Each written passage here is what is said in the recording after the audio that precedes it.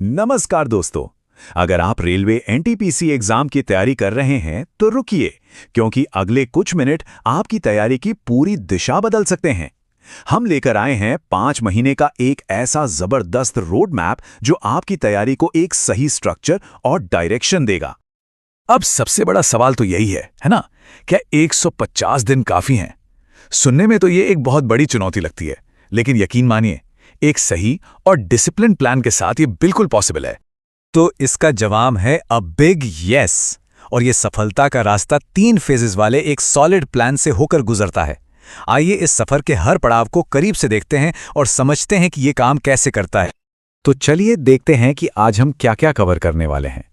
हम 150 दिन की चुनौती से शुरू करेंगे, फिर तीनों फेजेस को डिटेल में समझेंगे, एक प्रैक्टिकल डेली रूटीन पर नजर डालेंगे और आखिर में वो एक मंत्र जानेंगे जो सफलता के लिए सबसे जरूरी है। तो ये 150 दिन की यात्रा आखिर दिखेगी कैसी? आइए इस पूरे प्लान का एक बर्ड्स आई व्यू लेते हैं, एक बड़ी तस्वीर देखते हैं। देखिए, ये पूरी यात्रा 3 हिस्सों में बनती है।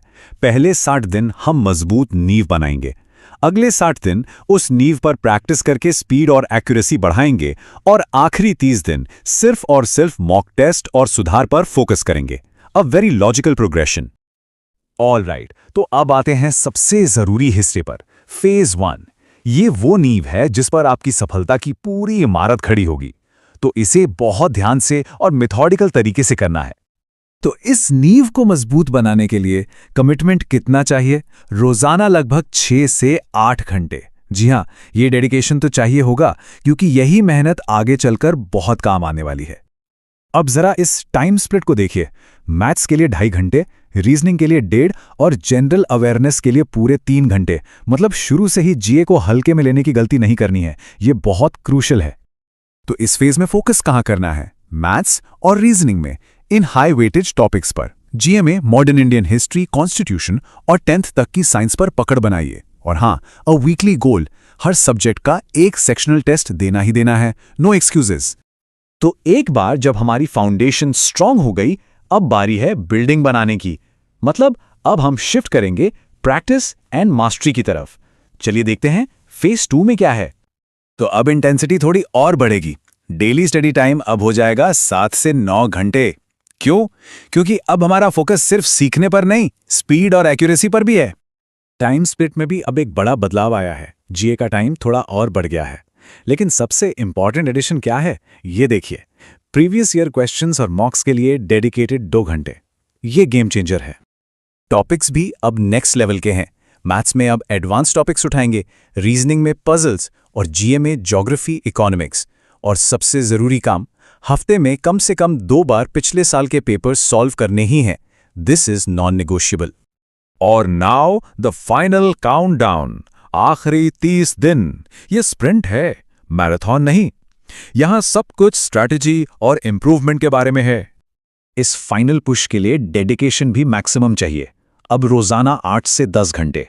ये वो टाइम है जब आपको अपना सब कुछ झोंक देना है। तो इस फेज में करना क्या है? सिंपल, 4 स्टेप्स हैं।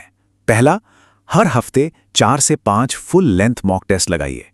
दूसरा, सिर्फ टेस्ट देना नहीं है, हर टेस्ट को एनालाइज करने के लिए कम से कम 2 घंटे दीजिए। तीसरा, ये पता लगाइए कि सवाल गलत क्यों हुआ।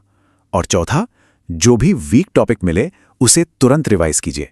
ये साइकिल रिपीट करते रहना है। और इस आखिरी महीने का एक सुनहरा नियम, अ गोल्डन रूल, जिसे बिल्कुल नहीं तोड़ना है। कोई भी नया टॉपिक नहीं पढ़ना है, एब्सोल्युटली नॉट। जो पढ़ लिया है बस उसी को मजबूत करना है, उसे ही पॉलिश करना है। अच्छा, ये सब प्लान तो बहुत अच्छा है, पर डेली लाइफ में इसे फिट कैसे करें? तो चलिए अब एक फ्लेक्सिबल डेली रूटीन का ब्लूप्रिंट देखते हैं, जिससे आप अपने हिसाब से एडजस्ट कर सकते हैं। देखिए, ये बस एक टेम्पलेट है। सुबह के 4 घंटे आप कॉन्सेप्ट लर्निंग के लिए रख सकते हैं, मतलब मैथ्स और रीजनिंग। दोपहर में जनरल अवेयरनेस की थ्योरी और एमसीक्यूज। शाम को टेस्ट और रिवीजन। और संडे इज मॉक डे। सुबह मॉक दीजिए और पूरा दिन उसके डिटेल्ड एनालिसिस में लगाइए। तो हमने पूरा प्लान देख लिया, डेली रूटीन भी समझ लिया, लेकिन इन सब के पीछे वो एक कोर फिलॉसफी क्या है? वो कौन सा मंत्र है जो आपको सक्सेस दिलाएगा? और वो मंत्र है ये: कॉन्सेप्ट क्लैरिटी, कंसिस्टेंट प्रैक्टिस और फ्रीक्वेंट रिवीजन। मतलब आपके कॉन्सेप्ट्स बिल्कुल क्रिस्टल क्लियर होने चाहिए, प्रैक्टिस लगातार चलनी चाहिए और रिवीजन वो तो रुकना ही नहीं चाहिए। बस यही 3 चीजें हैं। तो दोस्तों, ब्लूप्रिंट आपके सामने है, एक एक स्टेप क्लियरली लेड आउट है। अब सवाल सिर्फ एक है, क्या आप इस चुनौती के लिए तैयार हैं? क्या आप अगले 150 दिन मेहनत करके अपने सपने को हकीकत में बदलने के लिए तैयार हैं?